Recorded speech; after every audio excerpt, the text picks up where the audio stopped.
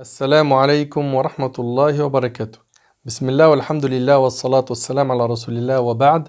Frères et sœurs, on est toujours avec vous pour cette magnifique série qui est Un jour dans la vie d'un musulman. Aujourd'hui, avec l'aide d'Allah tabaraka wa ta'ala, on va vous montrer ce que vous pouvez gagner comme bonne action en une minute. Ce que tu peux gagner en une minute. J'ai bien dit en une minute et non en une heure. Donc là, je veux que tu prennes une feuille, un stylo, et c'est parti, on note. Car il y a beaucoup trop d'adorations qu'on peut faire qui sont simples, faciles à prononcer, qui apportent beaucoup de hasanat et qui ne prennent surtout pas du tout de temps. On est parti, vous êtes prêts? Avant de rentrer dans le vif du sujet, je vous rappelle que c'est avec l'évocation du cœur que les cœurs s'apaisent. Allah Ta'ala, il nous dit الذين آمنوا وتطمئن قلوبهم بذكر الله ألا بذكر الله تطمئن القلوب. Ceux qui ont cru et dont les cœurs se tranquillisent à l'évocation d'Allah, n'est-ce point par l'évocation d'Allah que se tranquillisent les cœurs? Surat Al-Ra'd, Surat 13, verset 28. Allah Tabaraka Ta'ala nous dit dans Surat Al-Ahzab, Surat 33, verset 41, Ya ayyuhalladhina amanu dhkurullaha dhikran kathira. Ô vous qui croyez, évoquez Allah d'une façon abondante. Je veux que tu comprennes qu'Allah Tabaraka Ta'ala, il nous a fixé pour Ramadan un mois de jeûne, pour les prières 5 par jour, n'est-ce pas? Le hajj c'est obligatoire une seule fois dans la vie quand on en a les moyens. La zakat c'est une fois dans l'année quand on en a les moyens. Par contre pour le dhikr, ce n'est pas limité. Allah Azza wa Jalla a dit, ô vous qui croyez, évoquez Allah d'une façon abondante. Abondante. D'ailleurs, subhanallah, Ibn Taymiyyah rahimallah, il disait que l'évocation d'Allah pour le cœur est comme l'eau pour le poisson. Que pensez-vous d'un poisson qui serait en dehors de l'eau? Il ne peut pas vivre. Et il en est de même pour nous. Et selon Abu Darda radiyallahu anhu, le prophète sallallahu alayhi wa sallam a dit, voulez-vous que je vous dise quelles sont vos meilleures œuvres? Quelles sont celles qui sont les plus pures et les plus méritoires auprès de votre roi? Celles qui élèvent le plus haut votre degré? Celles qui vous rapportent plus de récompenses que le don de votre or et de votre argent, ou que le fait d'aller à la rencontre de vos ennemis pour en frapper les coups et pour qu'ils vous frappent les vôtres. Ils dirent, nous voulons bien. Il dit, sallallahu alayhi wa sallam, c'est l'évocation d'Allah exalté rapportée par Tirmidhi. Subhanallah. Subhanallah. Et selon Abu Musa al-Ash'ari, radiyallahu anhu, le prophète sallallahu alayhi wa sallam a dit, l'image de celui qui évoque son Seigneur et de celui qui ne l'évoque pas, et comme l'image du vivant et du mort rapportée par l'imam al-Bukhari. C'est-à-dire quoi? C'est-à-dire que celui qui évoque Allah, c'est un vrai vivant. Celui qui ne l'évoque pas est considéré mort. Où est ta relation avec Allah Azza wa Jal? Où en es-tu avec le dhikr? Te souviens-tu d'Allah dans tes 24 heures? Ou est-ce que tu es insouciant? Est-ce que ta vie, c'est un marathon où tu cours H24 derrière ce bas monde, derrière l'argent, derrière les hauts postes, derrière les diplômes? Ta vie ne doit pas se résumer à une course derrière la dunya. Si c'est le cas, sache que tu as mal compris les choses et que le prophète dans le hadith de Sa'ad radiyallahu anhu, qui est rapporté par Abu Daoud, il a dit la lenteur est bonne dans toute chose sauf pour les choses de l'au-delà. Ça veut dire quoi? Ça veut dire que quand il s'agit des choses de ce bas monde, fais des projets.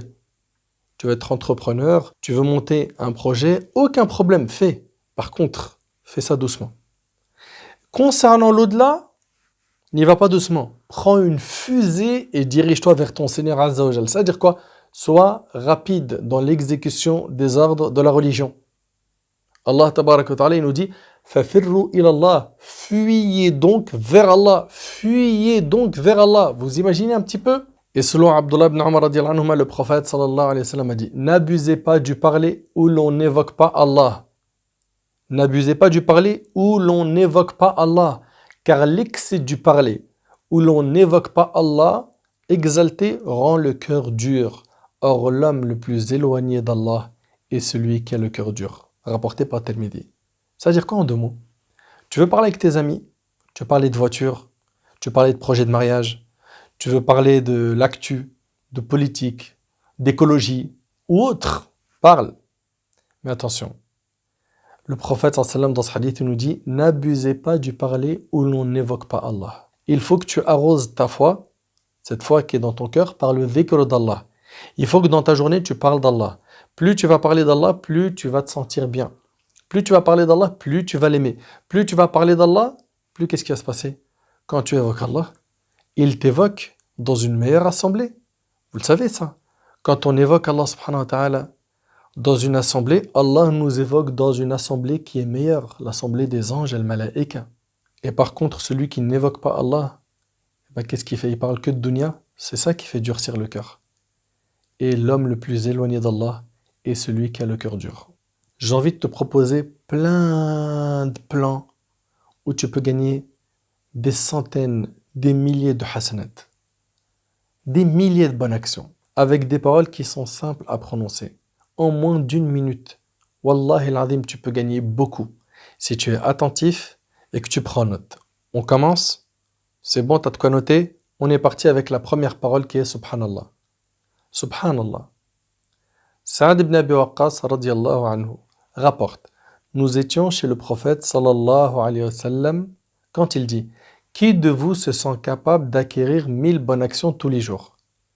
L'un des assistants lui demanda: comment peut-on acquérir 1000 bonnes actions?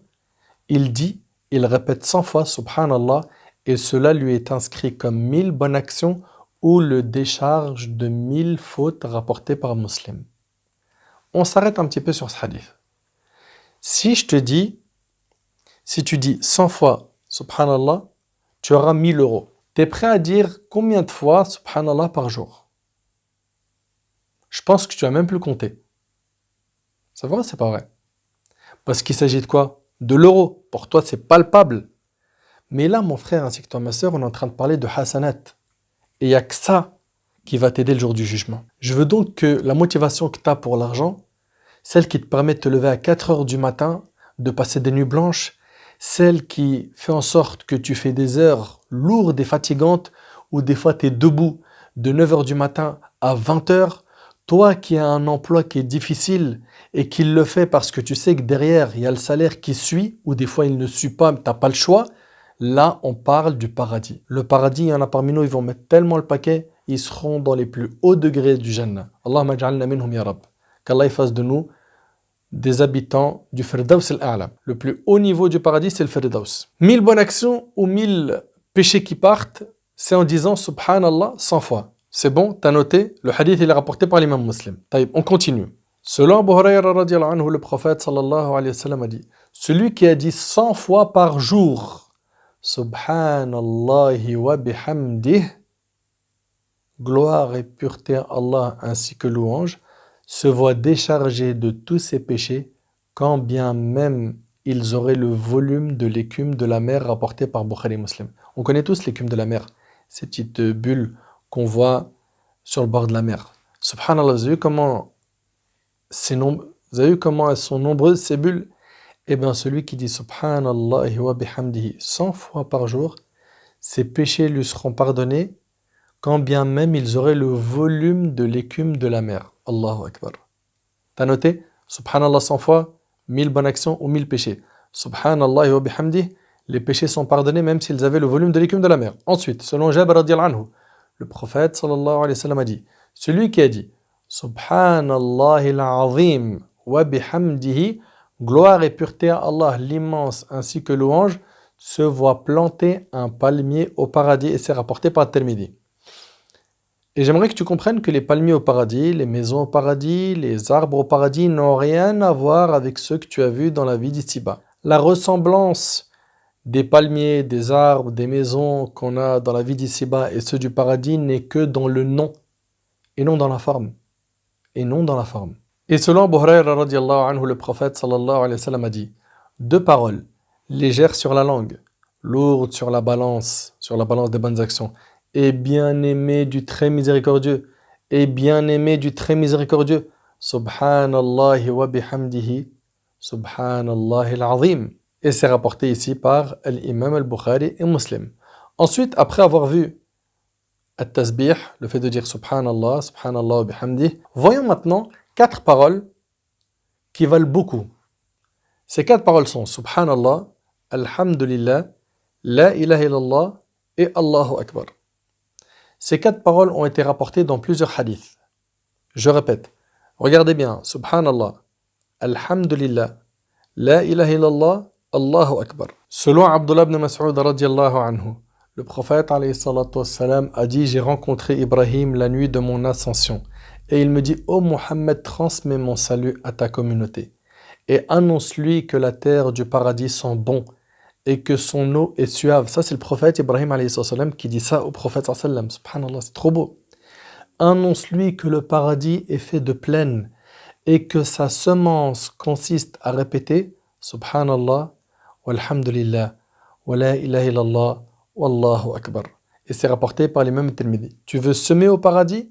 Voilà. Subhanallah, alhamdulillah, la ilaha illallah, wallahu akbar. Selon Abu Huraira radiallahu anhu, le prophète sallam lui a dit de dire Subhanallah, walhamdulillah, wa la ilaha illallah, wallahu akbar. Et il te sera planté pour chacune d'elles un arbre au paradis rapporté par Ibn Majah. Et selon Abu Huraira radiallahu anhu, le prophète sallam a dit: prenez votre armure contre l'enfer, dites Subhanallah, walhamdulillah, la ilaha illallah, wallahu akbar. Car elles viendront le jour de la résurrection comme prélude, puis elles succéderont. Cela veut dire qu'elles vont revenir le protéger. Elles écarteront de lui le châtiment, et elles sont les bonnes œuvres qui persisteront, rapportées par An-Nasa'i et Al-Hakim. Et selon Abu Huraira radiallahu anhu, le prophète alayhi salatu wassalam a dit que je dise Subhanallah, walhamdulillah, la ilaha illallah, wallahu akbar, mais préférable à tout ce sur quoi le soleil s'est levé. Subhanallah. Tout ce qui est sur la surface de la terre. C'est rapporté par Tirmidhi. Et selon Samura ibn Jundub radiallahu anhu, le prophète alayhi salatu wassalam a dit: les paroles les plus aimées d'Allah sont au nombre de 4. Subhanallah, walhamdulillah, la ilaha illallah, wallahu akbar. Et peu importe par laquelle tu commences, rapporté par l'imam Ahmed. Les hadiths sur ces 4 mots sont très nombreux et j'aimerais qu'on pense à la récompense à chaque fois qu'on les prononce. Ensuite, parlons de cette parole qui est Alhamdulillah, qu'on traduit par louange à Allah. Dire Alhamdulillah n'est pas une petite chose. D'ailleurs, le premier verset de la première sourate commence par Alhamdulillahi Rabbil Alamin. Et selon Imran ibn Hussayn radiallahu anhu, le prophète sallallahu alayhi wa sallam a dit: les meilleurs serviteurs d'Allah le jour du jugement seront ceux qui prononcent la louange d'Allah, Al-Hamidoun. C'est les meilleurs le jour du jugement. Et c'est rapporté par l'imam Al-Tabrani. Maintenant, passons à une autre formule de dhikr qui est La ilaha illallah. Jabir radiallahu anhu a dit: j'ai entendu le messager d'Allah sallallahu alayhi wa sallam dire: la meilleure façon d'évoquer Allah est de dire La ilaha illallah, il n'y a de Dieu qu'Allah, rapporté par Tirmidhi. La proclamation du tawhid est la meilleure chose à prononcer. Et Hani bint Abi Talib radiallahu anha rapporte que le prophète sallallahu alayhi wa sallam lui a dit: La ilaha illallah, il n'y a de Dieu qu'Allah. 100 fois, celle-ci ne laisse aucun péché et aucune œuvre ne peut la devancer, rapporté par l'imam Ahmed. Et selon Abu Sa'id al-Khudri radiallahu anhu, le prophète sallallahu alayhi wa sallam lui a dit: Moussa alayhi salam, le prophète d'Allah, Moussa a dit à Allah: ô Seigneur, enseigne-moi une chose qui me permet de penser à toi et de t'invoquer. Allah lui a dit: dis ô Moussa, la ilaha illallah. Et il n'y a pas d'autre divinité qu'Allah. Moussa répondit: Seigneur, tous les serviteurs disent cela. Allah lui a dit: ô Moussa, si on met les 7 cieux et les 7 terres, écoutez bien, sur le côté d'une balance, et cette parole la ilaha illallah dans l'autre côté de la balance penchera alors du côté de cette parole. Allahu Akbar. Il n'y a pas plus lourd que la ilaha illallah. Et le hadith, il est rapporté par Al-Hakim et Ibn Hibban. Passons maintenant à la prière sur le prophète sallallahu alayhi wa sallam. Abdullah ibn Amr ibn al-As radiyallahu anhuma rapporte qu'il a entendu le prophète sallallahu alayhi wa sallam dire: celui qui prie sur moi une fois, quelqu'un qui dit par exemple Allahumma salli ala nabiyina Muhammad.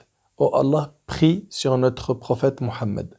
Le prophète sallallahu alayhi wa sallam nous dit: celui qui prie sur moi une fois, Allah priera sur lui 10 fois à cause d'elle, rapportée par Muslim. Mais ça veut dire quoi? Oh Allah, prie sur notre prophète Muhammad sallallahu alayhi wa sallam. Ça veut dire en fait, oh Allah, évoque Muhammad sallallahu alayhi wa sallam en bien dans les nobles assemblées, celles des anges et le malaïka. Ce que tu gagnes en retour, c'est qu'Allah subhanahu wa ta'ala va prier sur toi 10 fois à cause d'elle. 10 fois, il va parler de toi en bien aux anges. Allahu Akbar. Qui va parler de toi et combien de fois? Allah. Il va parler de toi 10 fois. Allahu Akbar. Qui peut passer à côté de cet immense mérite? Ubay ibn Ka'b radiyallahu anhu rapporte qu'il a dit au prophète sallallahu alayhi wa sallam, ô messager d'Allah, je multiplie les prières. Quelle part de ma prière dois-je te dédier? C'est-à-dire qu'il a un programme de dhikr. Il veut savoir combien de fois il doit prier sur le prophète sallallahu alayhi wa sallam. Le prophète sallallahu alayhi wa sallam lui a dit à ta guise. Je demandais le quart. Il dit à ta guise. Si tu fais davantage, cela vaudra mieux pour toi. Il lui a dit les 2/3 de mon dhikr, je prie sur toi. Il lui a dit à ta guise. Si tu fais davantage, cela vaudra mieux pour toi. T'imagines un petit peu? Obey lui a dit, je te dédie ma prière entièrement, c'est-à-dire je prie que sur toi. Et là, le prophète sallam lui a dit, alors Allah t'épargnera ce qui te préoccupe et pardonnera tes péchés. Rapporté par Tirmidhi. C'est-à-dire que tes soucis seront dissipés et tes péchés seront pardonnés. Par quoi? Par le fait que tu pries sur le prophète sallallahu alayhi wa sallam. Donc dis, Allahumma salli wa sallam ala nabina Muhammad. D'accord? Ou bien as-salat al-ibrahimiyya. Vous savez, après le tashahhud, on dit Allahumma salli ala Muhammad wa ala ali Muhammad jusqu'au bout. Ça, c'est pour ceux qui veulent la faire de manière complète. Également, il y a al-istighfar, la demande de pardon. Allah tabarak wa ta'ala nous dit dans Sourate Nuh, Sourate 71, du verset 10 au verset 12, فَقُلْتُ اسْتَغْفِرُوا رَبَّكُمْ إِنَّهُ كَانَ غَفَّارًا يُرْسِلِ السَّمَاءَ عَلَيْكُمْ مِدْرَارًا وَيُمْدِدْكُمْ بِأَمْوَالٍ وَبَنِينَ وَيَجْعَلْ لَكُمْ جَنَّاتٍ وَيَجْعَلْ لَكُمْ أَنْهَارًا. J'ai donc dit, implorez le pardon de votre Seigneur, car il est vraiment pardonneur, pour qu'il vous envoie du ciel des pluies abondantes. Pour ceux qui se plaignent de la sécheresse, vous voulez la pluie? Multipliez l'istighfar. Et qu'il vous accorde beaucoup de biens et d'enfants. Vous voulez des enfants, vous voulez des biens? Multipliez l'istighfar. Et vous donne des jardins et vous donne des rivières. Et selon Abdullah ibn Abbas, le prophète a dit, celui qui fait beaucoup de demandes de pardon, Allah lui assure à chaque problème une solution et à chaque inquiétude une issue favorable et lui accorde ses dons par des voies insoupçonnées, rapportées par Abu Daoud, Ibn Majah, Ahmad. Ce hadith-là, les savants disent qu'il est faible, mais son sens est très fort. Son sens est très fort et il rejoint d'autres textes de notre religion. Et selon Abdullah ibn Busr, le prophète a dit Touba, félicitations à celui qui trouve dans son registre beaucoup de demandes de pardon rapportées par Ibn Majah. Shaddad ibn Aus rapporte que le prophète a dit la formule maîtresse de toutes les demandes de pardon consiste à ce que tu dises Allahumma anta rabbi, la ilaha illa ant, khalaqtani wa ana abduk, wa ana ala ahdika wa wa'dika mastata'at.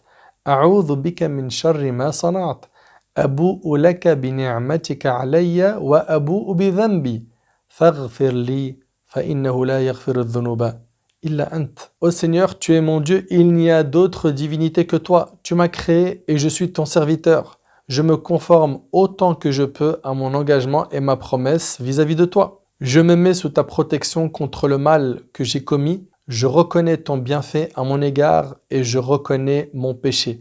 Pardonne-moi, car il n'y a que toi qui pardonnes les péchés. Le prophète sallam dit ensuite, celui qui fait cette invocation en étant convaincu dans la journée et meurt dans la journée avant le soir, fera partie des gens du paradis. Subhanallah.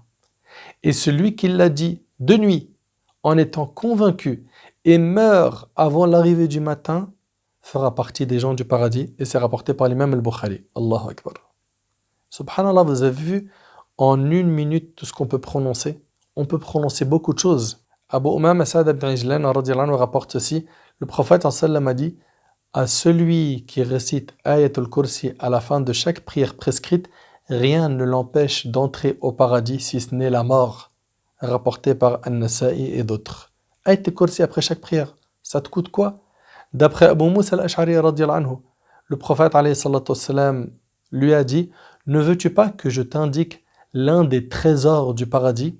Mais si, au messager d'Allah, le prophète lui a dit de dire la hawla wa la quwwata illa billah, il n'y a de puissance ni de force qu'en Allah. Et c'est rapporté par l'imam Muslim. Subhanallah. T'as vu tout ce que tu peux gagner, franchement? C'est pas immense? C'est immense. J'ai envie de te parler aussi de la récompense que tu gagnes quand tu lis le Coran.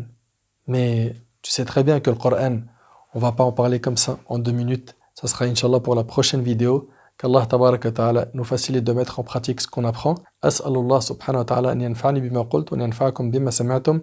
هذا ما أعلم والله عز وجل أعلى وأعلم. سبحانك اللهم وبحمدك أشهد أن لا إله إلا أنت أستغفرك وأتوب إليك. جزاكم الله خير والسلام عليكم ورحمة الله وبركاته.